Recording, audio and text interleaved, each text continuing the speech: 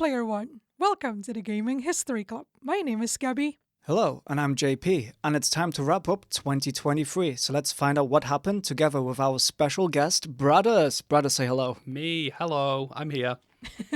I thought you were going to say we're going to wrap up the podcast then. Yeah, I no, thought, we're at the end already? Okay. we are only just getting started. So let's find out what happened in 2023.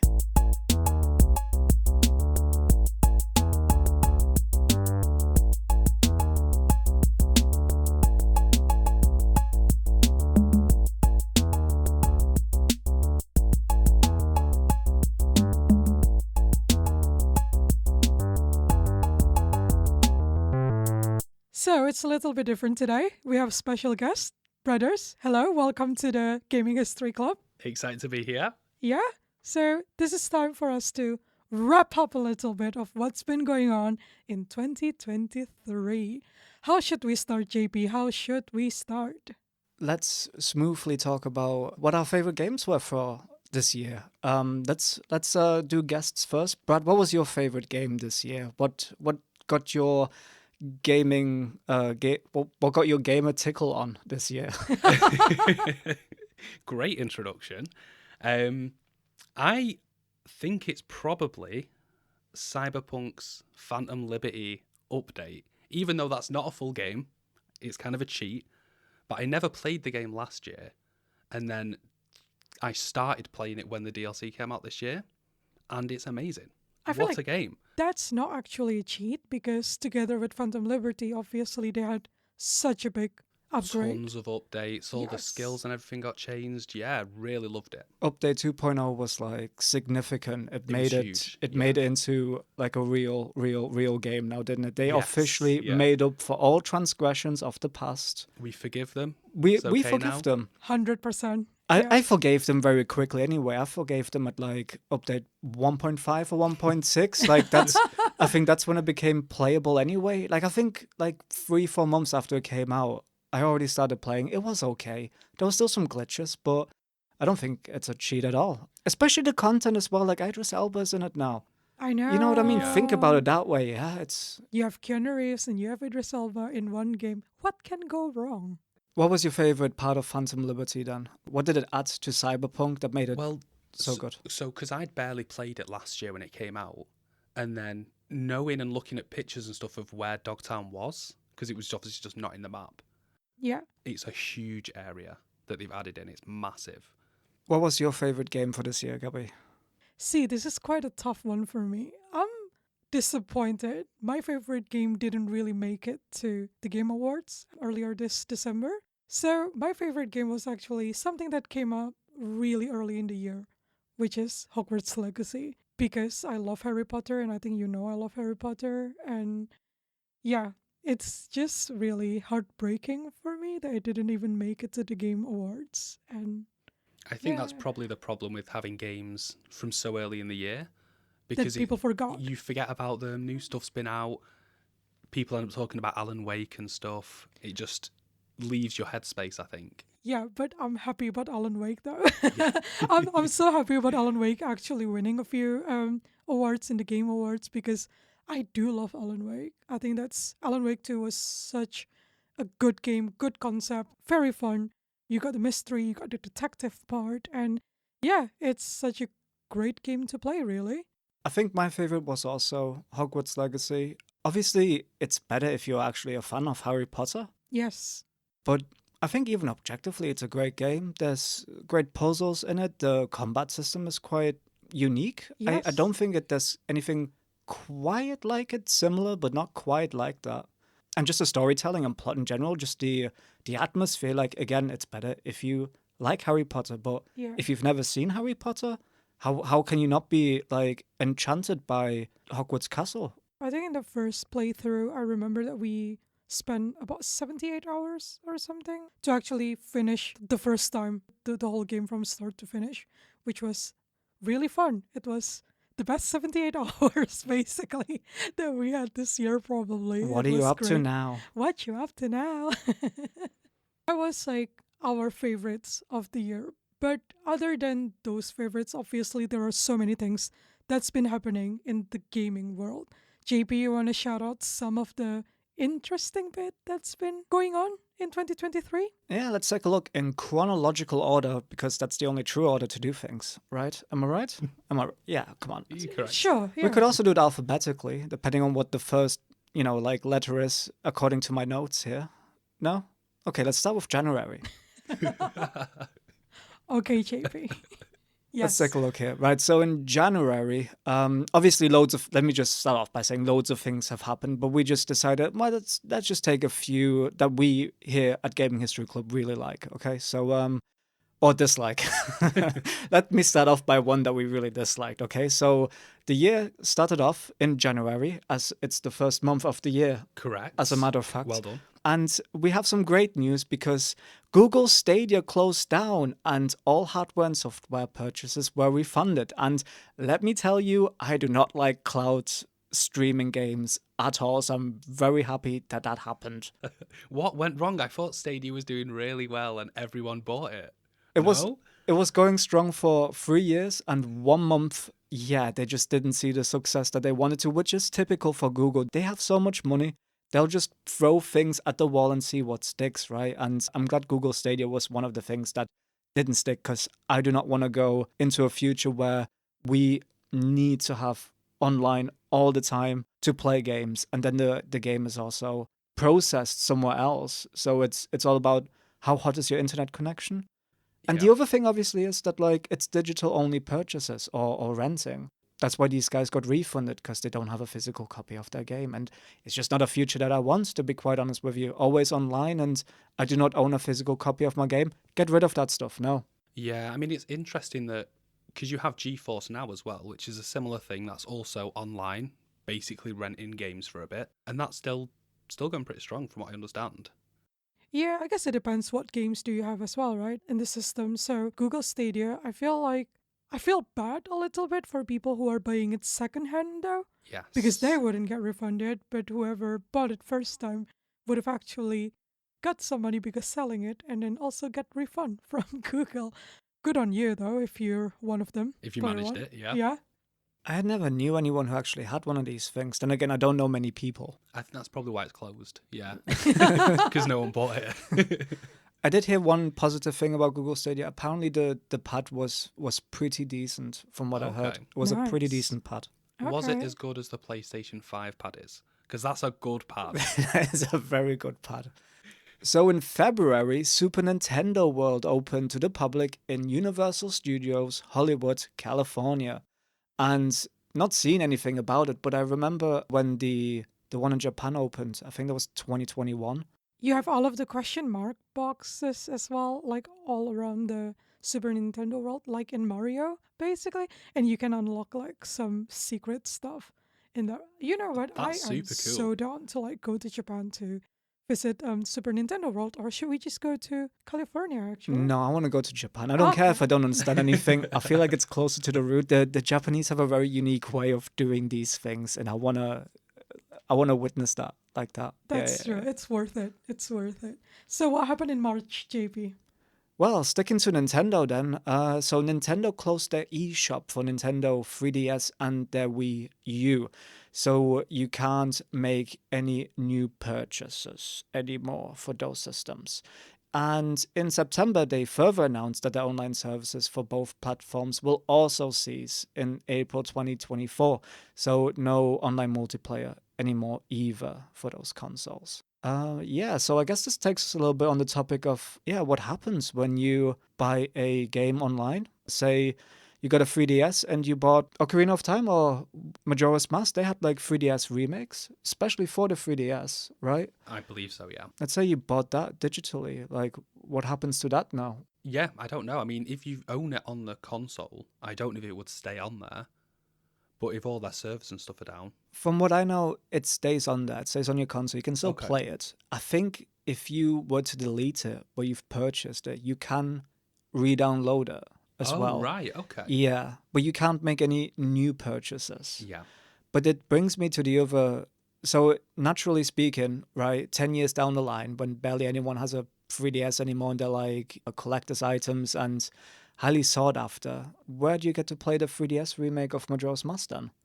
Is that just... because you'd have to find one specifically with it already on the console as well. Yeah, if it doesn't get ported to another Nintendo console, like how do we play that remake from Yeah. Majora's Mask? Because it's a full-on remake. It looks very, very similar, Yeah. but it looks like a lot nicer than the N64. Yeah, so that's interesting, isn't it? Yeah. Mm. Yeah, finally died. The Wii U, the 3DS. A bit sad. It's a bit but, sad. Let's see what else happened. E3 cancelled due to a lack of major publisher attendance. And in September, they further announced that there will be no E3 in 2024. But then, of course, just very recently, they announced that there will be no E3 anymore ever. Forever. It's done. E3's over. I The end of feel an era. a little bit sad. I mean, I'm parted really. I know that the possibility of me attending to any E3 event is very small anyway. We don't live anywhere near wherever the E3 will be held. So, to be honest, it's lost, but not lost at the same time. I just feel like the opportunity is not in there anymore, though. But there are so many other events that exist. So, Well, I think Yeah. this was one of the reasons it got cancelled, yeah? So obviously it was cancelled because of the pandemic yeah, happened, it got cancelled, and then everyone just started doing their own online. You know, you have like PlayStation Access and Ubisoft have their own, and I think there just weren't enough people going to E3. Was it the pandemic that killed it, where everyone That realized, probably started. yeah, I don't have to leave my house anymore, realistically? Just watch it online. yeah. I'm wondering if Facebook Meta is actually such a good opportunity to bring people to that kind of event, actually holding it like hold virtually. them virtually, yeah. Like that kind of event convention would be That would be pretty pretty cool. to be interesting. honest. That Yeah. would be really cool idea, actually, yeah. It'd be nice if it wasn't the Apple version and not I the was Meta Quest just stuff. about to say, Apple, if you're listening, give us a kickback for this idea. Yeah, Apple, please do. Yeah, I am so looking forward for that. Yeah. Let's see here, another sad news. So that was March. Let's skip forward a little bit to August. I mean, there was loads of things that happened this year, especially a lot of layoffs in the industry. Yeah. Yeah, we're not going to delve too much into that stuff, but let's see what happened in August. So Nintendo announced that Charles Martinet will be stepping back from recording voices for Mario and other characters. He worked for Nintendo since 1991. And in October, his replacement was announced, which is Kevin Afghani. So, yeah, imagine that 30 years being the voice of Mario. And I don't know if you can call it voice acting, strictly speaking. Yeah, he doesn't have many lines of dialogue, really. Wahoo! They could have got Chris Pratt in. I thought he was Mario now. No? Well, yeah, That would have actually. been very funny if they'd got Chris Pratt to become the new Mario for the games as well. I mean, he doesn't have a lot of work to do, does he, really? Like, you No, could probably... but imagine how much you'd have to pay him. I know. Just to say, wahoo. They'd never make their money back. Just invite him in for a month and just make him do loads of noises, and Oh, they're yeah. sorted for like the next century, probably. But it is still very sad news in a way, Of though, course, because Charles Martinet has been doing this for so long. Since and before I was born. Oh, that's true. Well, me too, actually. You as well, I of just course, yeah. realized that. not before I was born. Yeah, no. JP, the old man. Bless him. But no, because you're already so familiar with his Yeah. voice, and it is so, full of character, and we just know his voice. So I'm really excited to see where this is going. You don't know what you have until it's gone, and it's one of them things like just Mario's voice, yeah, because you think about playing, Super Mario 64 in your head, there's a very specific noise that Mario makes, and that was Charles Martinet, and it's not going to be him anymore. True. So thank you for your work, Charles Martinet, Mr. Mario.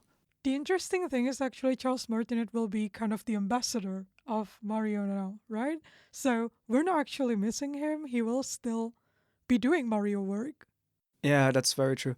I did hear a little story about him as well when he applied for this role, right? And yeah, apparently they only told him to basically do like a Italian plumber voice.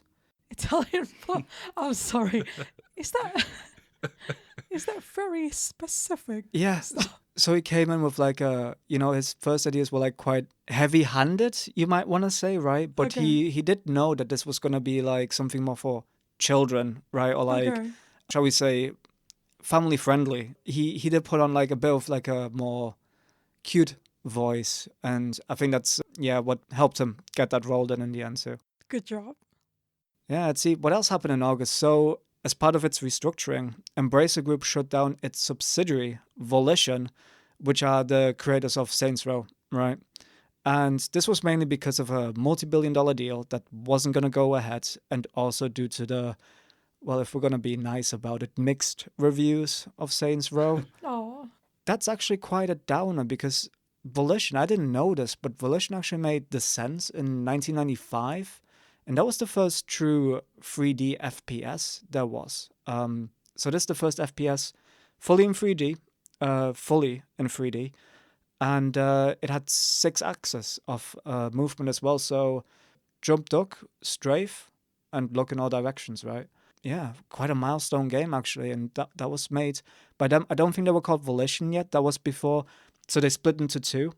Basically, Volition was one of them, but I'm getting distracted. They also made Red Faction and Free Space 1 and 2, also massive games. And also The Punisher, which not a lot of people have played, but I did, and it was really good actually. yeah. Okay. It's the only Punisher game that's actually worth mentioning, isn't it? Yeah, probably, to be honest. It was quite gruesome, you know. Have you ever seen clips? I've seen very little bits of that game, yeah.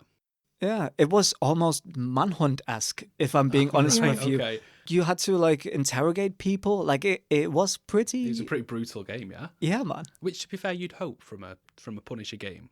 Yeah. No, that's a fair call. Yeah. Precisely. Yeah. This is the nice thing you have when you don't let Marvel make everything themselves. When you're allowed to let someone else have a go at doing your stuff. You know what I mean? And I think the art style was actually really cool in that Punisher game. So, yeah, really excited to see any good Punisher game in the future, to be honest, because it's a good character and it's going to make a good game. So none of us have played Saints Row, and I was never a big fan anyway. I did play number 1 and 2, but I didn't enjoy it too much. I much preferred, so I remember kind of like San Andreas was the other GTA game around back then. Yeah. I think GTA 4 was also kind of coming around at that time, or like slightly later.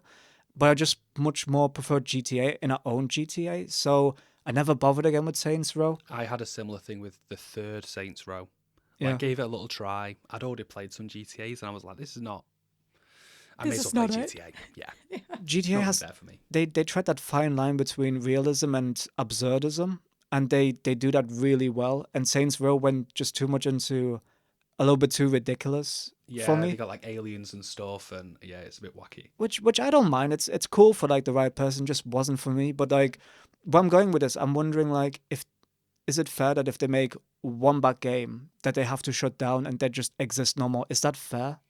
Not really, but I think this is why so many companies are trying to like spread wider and get more IPs and stuff, because unfortunately, if you've only really got Saints Row and it isn't great, the entire company ends up going under, which is, you don't want to see. That's a fair call, yeah. Yeah, that's true. Don't put all your eggs in one basket. Exactly it. Yes. Yeah. Let's see here what happened in September. So, Jim Ryan, the CEO of Sony Interactive Entertainment, aka the guys that make PlayStation, if you didn't know, they announced that he will be leaving in 2024, having been the CEO of SIE since 2019, but having worked for PlayStation since a few months before the release of the original PlayStation in 1994. So, another 30-year career ends this year. Not just Charles Martinet, also Jim Ryan from Sony is leaving. And yeah, we wish him farewell. Yeah. Wish him good luck. In October, we got the... Oh, here we go. We all knew we had to talk about this one, but we're all very disinterested. We don't want to delve too much into this, do we? But the acquisition of Activision Blizzard by Microsoft was completed in October, following the approval of the UK's regulatory body. See the UK here thinking that they got any say in what happens here to these I know. conglomerates, as if they're going to stop it They're from trying to happening. stand in the way. Yeah. It was cute of them to You try. shouldn't be listening to the UK for anything. So what happened with that? Do you want to expand on? Because we actually had some news still coming up about this acquisition, by the way. I feel like this Activision Blizzard's acquisition by Microsoft, it's basically the same as Brexit. Everyone talks about it so long and so hard when no one's got any steam left to discuss it anymore, including me. Yes, Yeah, right. that's true.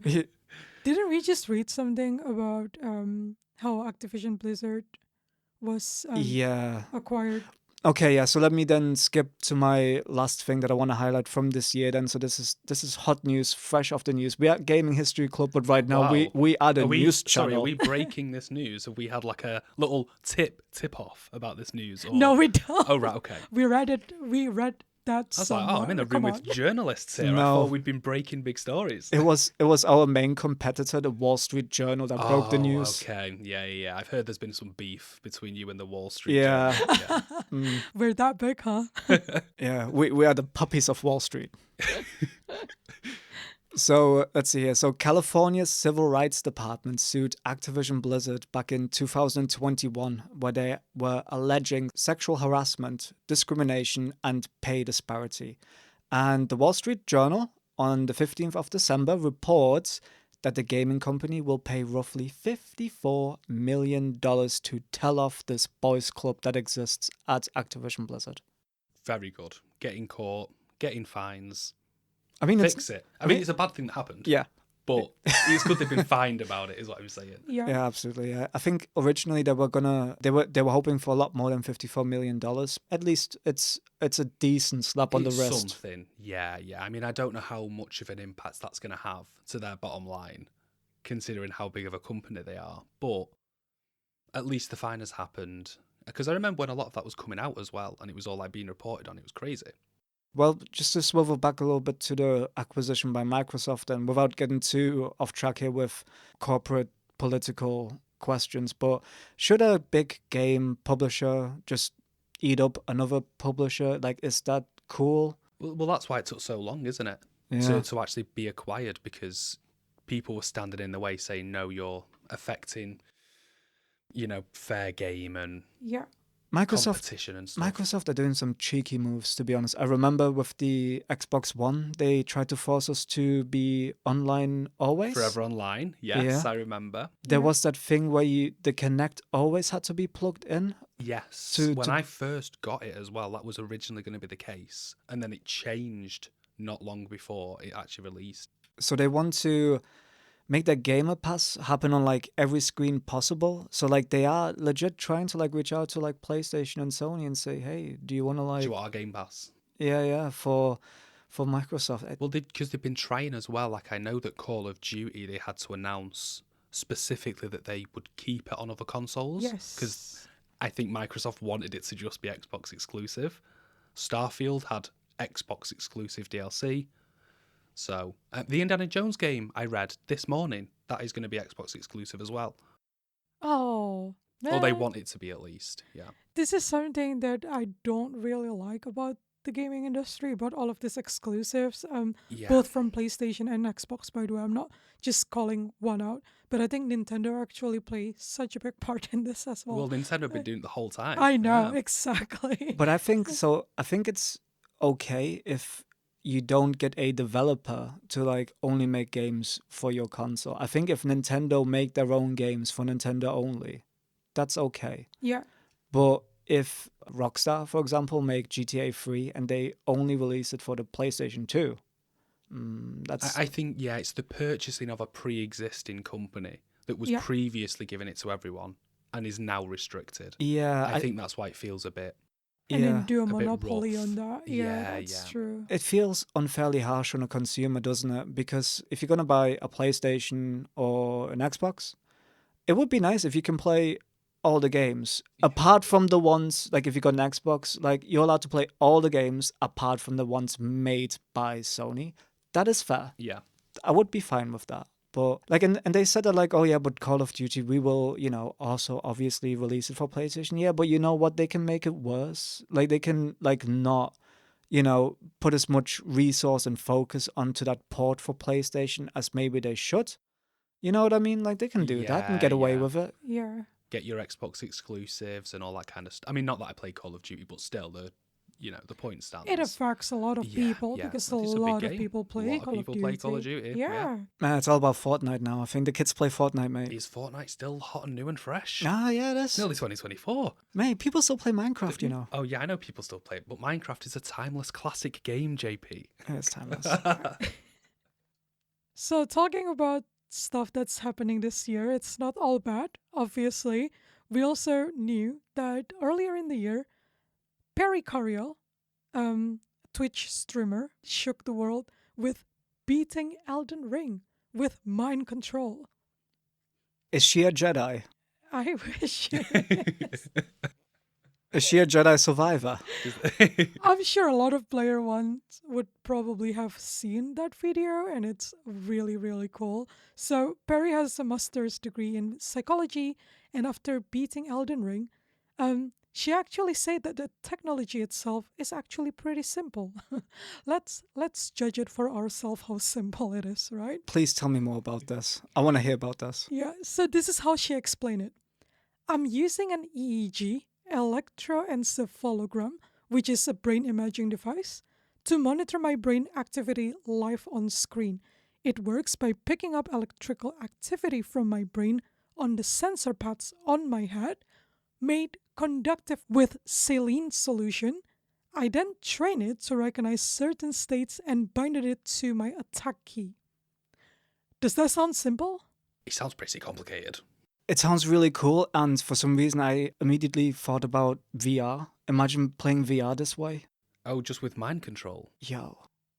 That'd be pretty awesome. That would feel really real. Yeah. Can she turn us into Jedis? I mean, she's more of like an Iron Woman than like a Jedi, I guess. Like, she sounds pretty technologically advanced here. Yeah. Controlling Yeah. your computers with your brain. That's pretty cool. Yo. It is, That is really, amazing. really cool. And can you imagine this is for like accessibility reason? Yes. It's a game changer. Yeah, it's a game changer, 100%. But I think they are being used though, actually, for a lot of accessibility. The technology is being used. It sounds like she basically. took some kind of tech, that was not specifically made for gaming, but she adapted it to use it for gaming. But I don't know how to, yeah. I'd like to delve more into that Go on. actually, because to be fair, it is not an entirely new technology. You can find it on the Journal of Neuroengineering and Rehabilitation. There was a journal released in 2012 actually called Gaming Control Using a Wearable and Wireless EEG based brain computer interface device with novel dry foam based sensors. Take it as you will. Anyway, if you want to have a good read, if you're interested in this, I will link this journal in the description if this is your cup of tea, basically. Yeah, I can't believe it's been out for so long as well. I thought this would have Yes. been like super new up there Yeah. gaming. Can you telepathically airdrop it to me?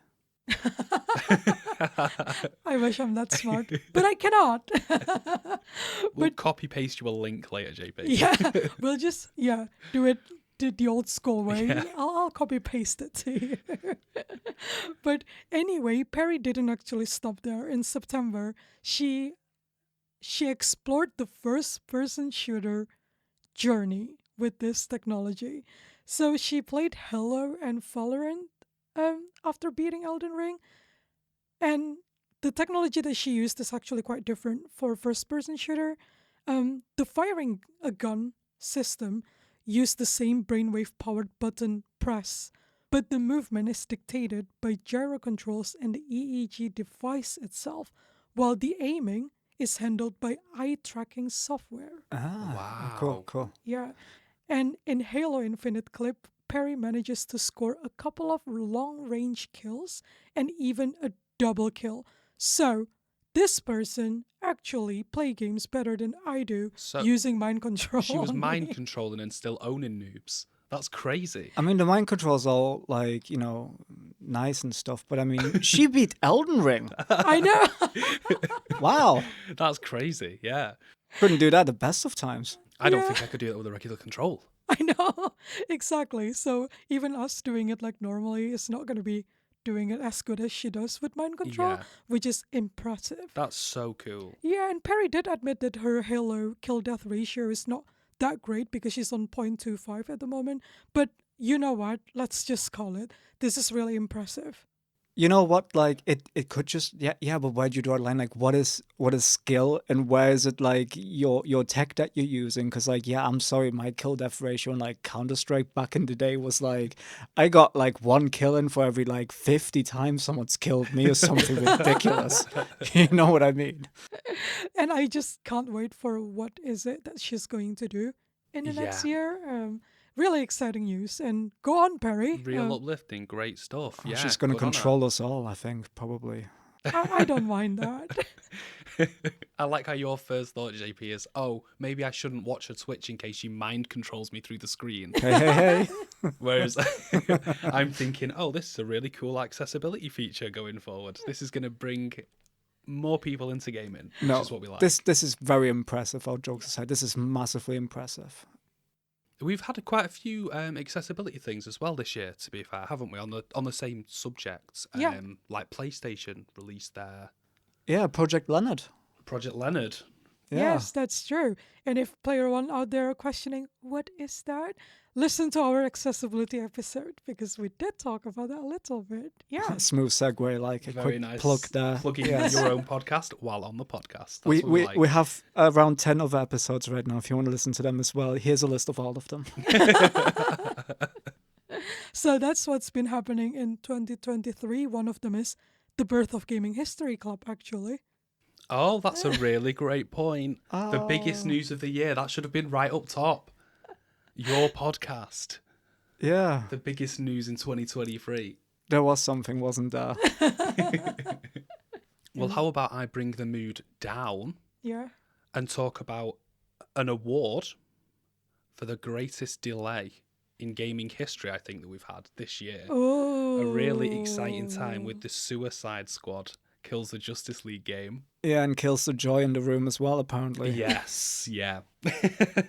Tell us about this, Brad. So, in case anyone's not heard, which I'm sure you have, this game has been getting continually delayed now. So it was first announced in 2020 and was supposed to come out last year, was delayed twice to this year, and then has been since delayed again to next year. And it's brought me a lot of joy this year, hearing about this game, constantly getting delayed.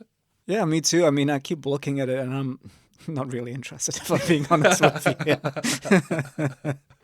Why do they keep delaying it? When wasn't the formula for the game at first a little bit more microtransaction-y, I want to say? So, yeah, it was going to be like a live service looter shooter. Yeah. But they hadn't really like announced that ahead of time. So we got like a bunch of released screenshots that had been leaked, and everyone saw the pages for your live service game. Yep. And so they rushed a trailer through, Yeah. and it got so hated.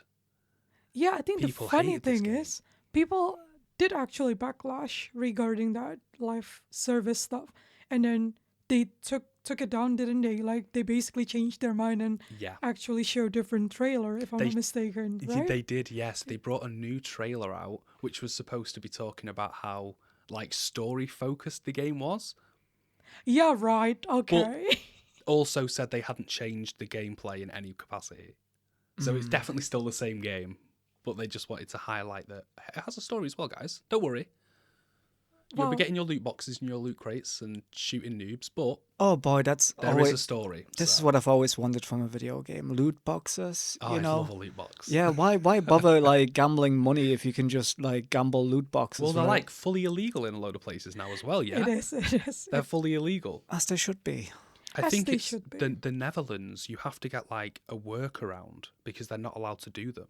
Right. So they're still in the game, but you have to pay, I think, to see what's in the loot box, and then you can claim the loot box technically for free to get Oh, around wow. the laws. yeah. Okay, interesting. Yeah, I think the EU put something through as well because Yeah. they want They to did. specifically make sure that kids cannot You do can't that. use them. Yeah. Which makes sense because that kind of psychological thing will get you hooked on like gambling, isn't it? Oh, like, yeah, 100%. Yeah. yeah, they're all gonna become little poker players later on in life, aren't Well, they? sorry, Poker's great, first off. I mean, poker is pretty cool. But yeah, kids playing poker's not great. No. Kids getting addicted to gambling at like 8 years old. Yeah. Probably not a good thing. So after Brothers brought us down with the Suicide Squad Sorry. news, yeah, I'm gonna bring us even more down Oh, nice. Okay. with the biggest video game crash of the year. None other than The Day Before. Oh, of course. Yeah. Oh, yes, what a journey it has been. So after being rumored that it was coming, not coming, is a fake game, they managed to finally launch their early access in December 7th. So not that long ago, That was a basically. surprise to me that they even released. Yeah. Technically, the launch got cancelled because Steam like kicked them off of the Steam store now, haven't they? So Oh, Well, I didn't know That's what the happened. news. So basically what happened is, after released in December 7, they decided to cease development and shut its door only 4 days after the game was released into public. dum dum dum. What a record. I know. So let's go back a little bit, right? Let's talk about what happened with The Day Before. So when the trailer first dropped in 2021, obviously the game got everyone hyped up. Who doesn't want a gritty open world survival MMO concept? It's looking pretty cool, the trailer. I mean, I'm not gonna say that, it looks real, but it's still a cool It's a trailer. cool look, yeah. Yeah, it's set in post-pandemic US. I mean, who doesn't want to explore in like abandoned New York City?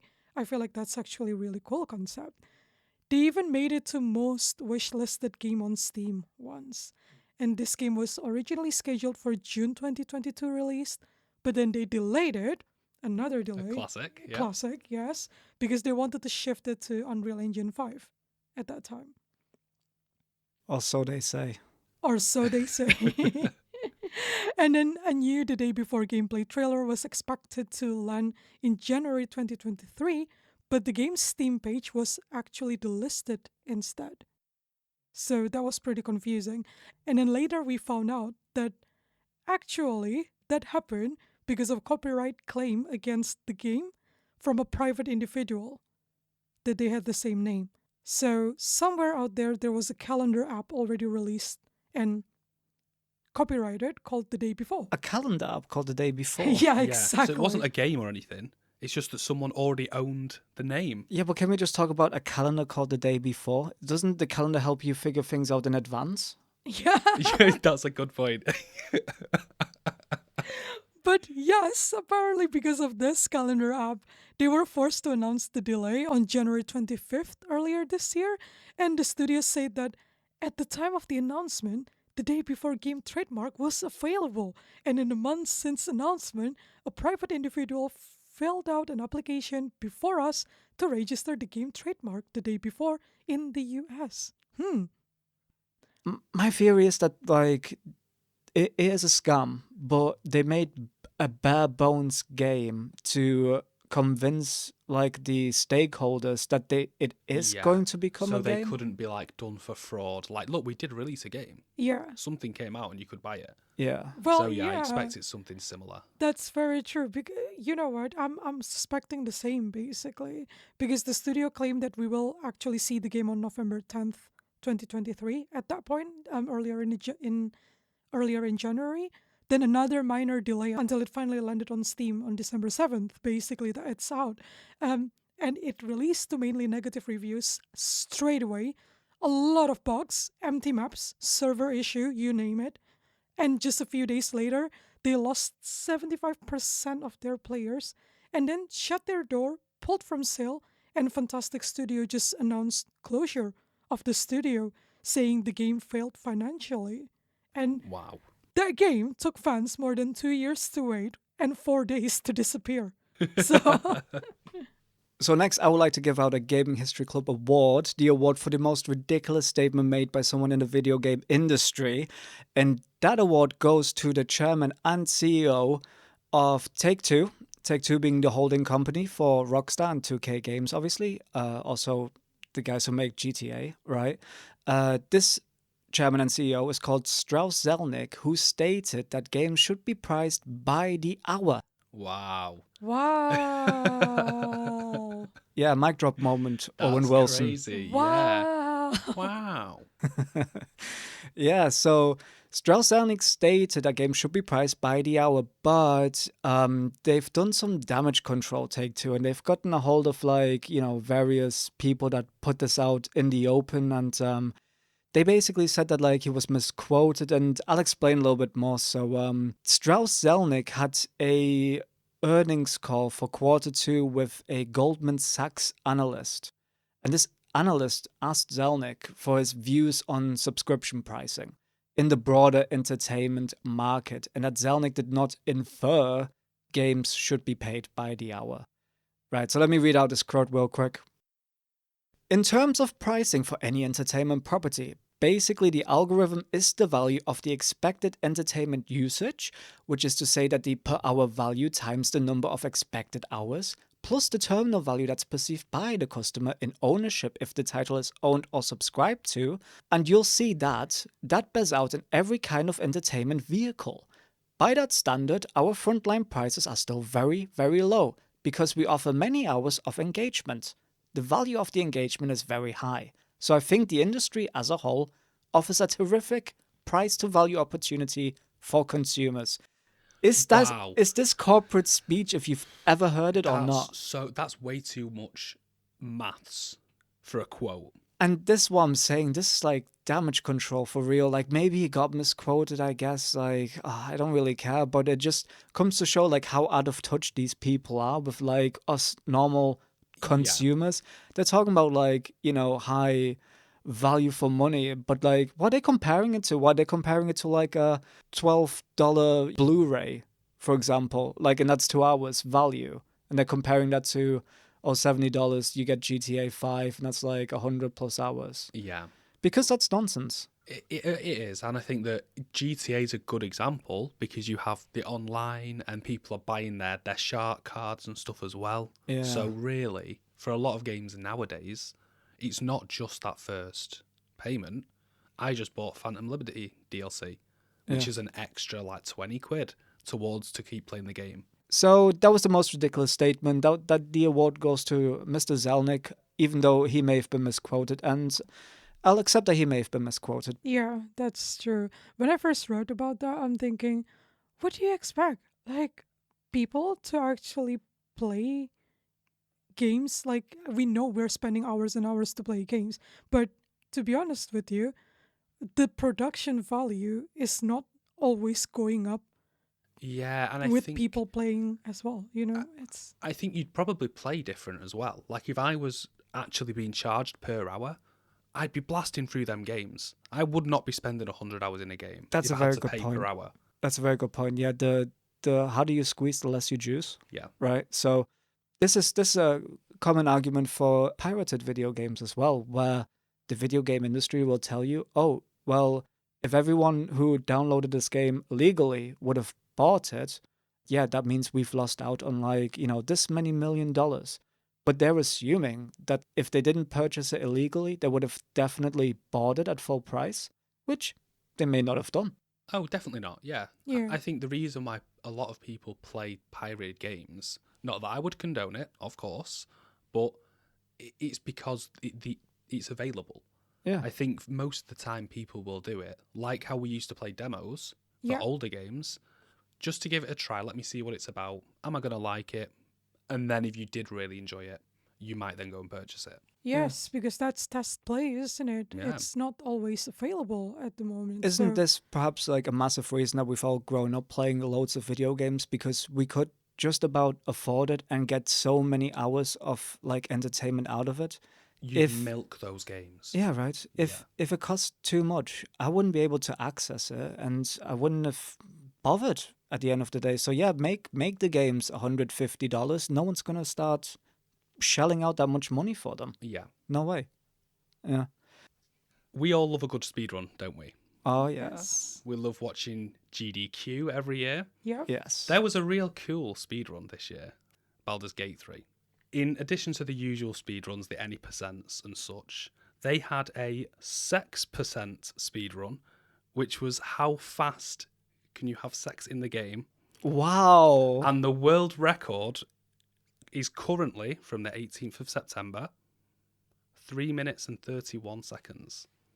That is amazing. It's on Wow. speedrunning.com. It's an official speedrunning record. That is a hilarious category. That is What a category. huh? funny. Yes. It's incredible. I could not believe it when I read about this. Did you watch it? I didn't watch it, No. but I will do later on this afternoon probably. Okay. Well, tell us how that But went. there are quite a few. There's a lot of people who've been trying to get this record. There was a lot of names on that board. So congratulations to the speedrunning community for just doing the best. Who got the record?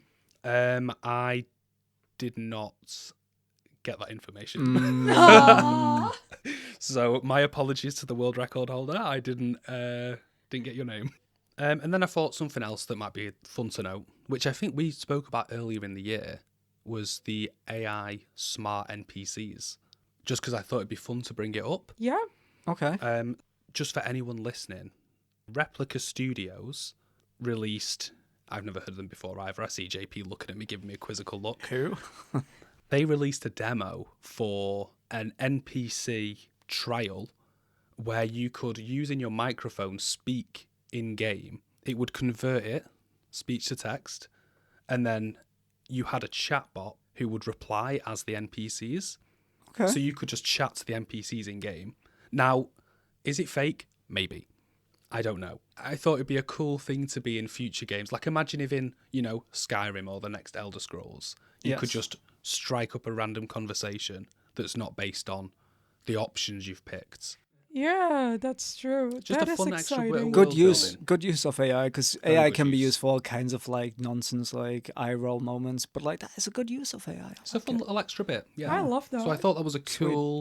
cool little thing that maybe we'll start to see in a few years down the line. We'll have cool AI NPCs.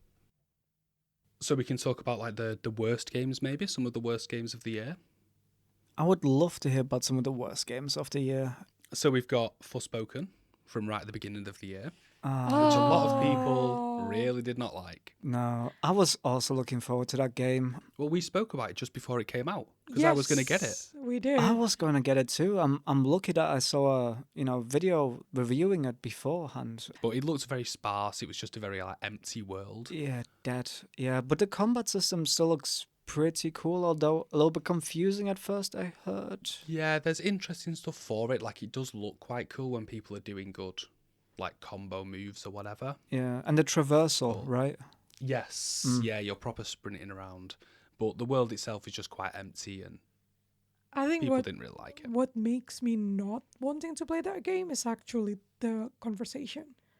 Seems to be really bad dialogue. Yes. So I that think really put me off. I think in some ways, like I would say that's like maybe one of the biggest disappointments, because it didn't give you any hints that it might be a bad game. It looked really. like it was going to be really cool. Yeah, right. True. Like with the day before, like everyone kind of saw it coming. Yeah, Forspoken. I think it fooled a lot of people, unfortunately. Yeah, a lot of people were very excited, and then it came out, and it wasn't until right up until it came out as well that people started to get like their negative reviews through.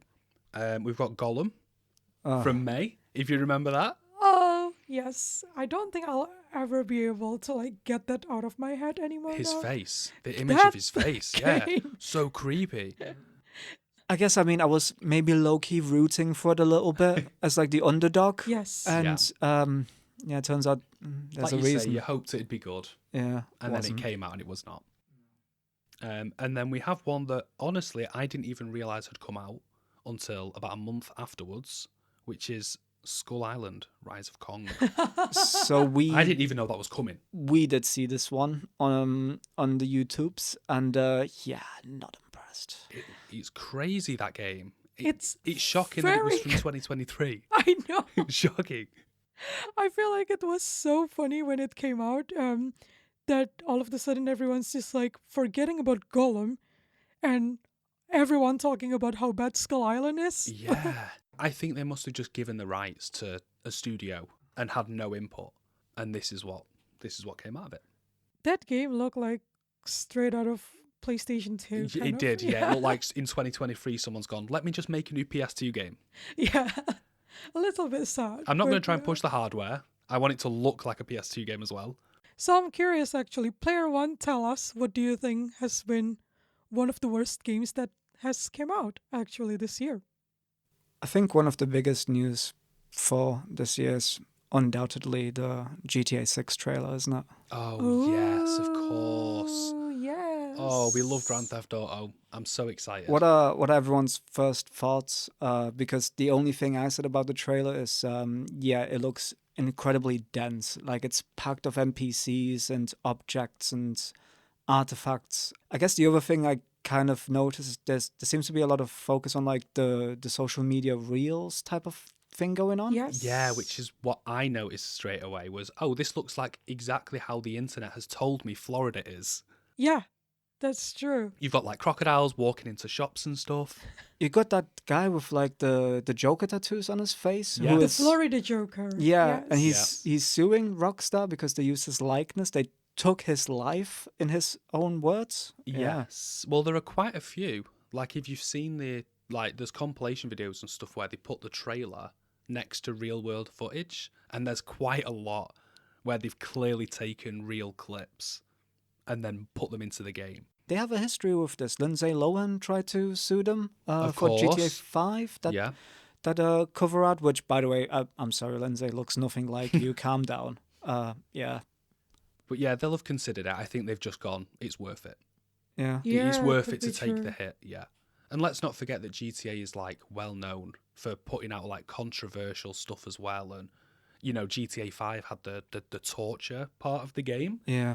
They like leaning into the controversy to generate hype. So I'm sure this was intentional. Hype. Hype? Unfortunately, we have to wait still about 2 years Yeah, so for long. this game Yeah. to come out. But what a great game it will be, I'm sure. Yeah, I If was it's anything really like 5, excited. very excited.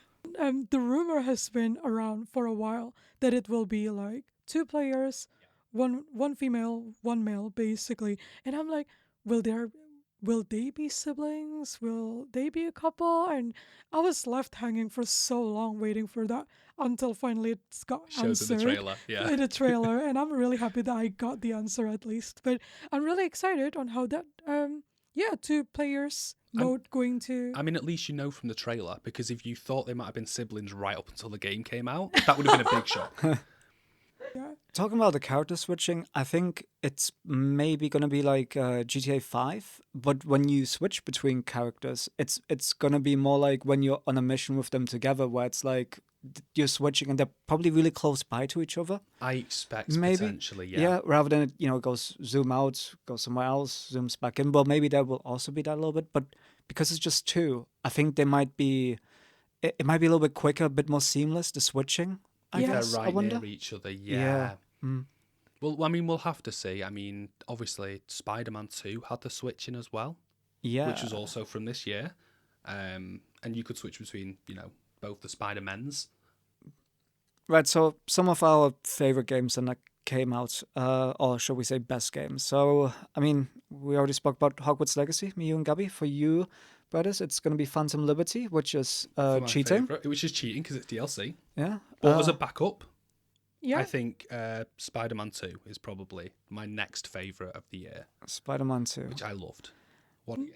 Not only speaking of favorites, though, I think 2023 has been quite full of good There's been a lot games of games, released. yeah. I mean, AC Mirage, for example. Amazing, That was loved that. great. Starfield, let's, Tears of the Kingdom. Tears of the Kingdom, what a game. Alan Wake 2. Alan Alan Wake Wake. 2, we did touch on that a little bit before. And Baldur's Gate 3, of course. Baldur's Let's Gate not 3. forget about None that. of us have played, which is No. kind That's of true. crazy because it's definitely like I'd love to play that game and I've just not gotten to it. Same, yeah. So Same. It looks really good, and props to them actually to be winning 5 awards. I think yeah, during they the won Game loads Awards. in the awards. Yeah, So it must have been really good, making me really can't wait to try to play it actually.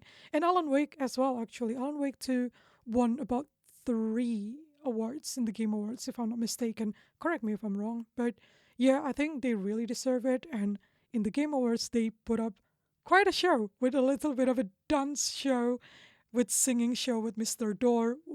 Really interesting. We I know love you that. both actually haven't really watched I've actually the Game not watched the Awards. Game Awards at all. No. Yeah, But you should really watch that because they did put on a really good show. I'm a busy man. I'm too busy playing video games to watch YouTube videos and awards about them. Every year you get like the community saying things like, oh, like this year was the best year in gaming or the worst year in gaming. But you could say objectively it might be the second best year in gaming ever if you listen to Metacritic, because this year was the second highest in terms of games that scored 90 or more on Metacritic. Oh, Wow.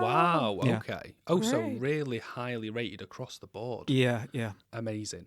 I think the other year was 2017, but I didn't look too much into it because I think it's very subjective. Of And course. I don't want to, but I thought it was an interesting little bit of trivia. Like, according to Metacritic, this is the second best year in gaming ever, and maybe a little bit of a comeback from the pandemic. I think Yes. that's definitely how it feels going in. I think that once we got more towards like the end of last year and then through the whole of this year, that's when we've had a lot of these big games coming out that have all been really good. So, Player One, yeah, we've been discussing about how 2023 has been. Please do tell us, what do you think? What game did you like to play in 2023? What are you looking forward to actually in 2024? Because there has been a lot of good announcement as well for more good games to come in 2024. So please do tell us, reach out to us, and let us know, basically.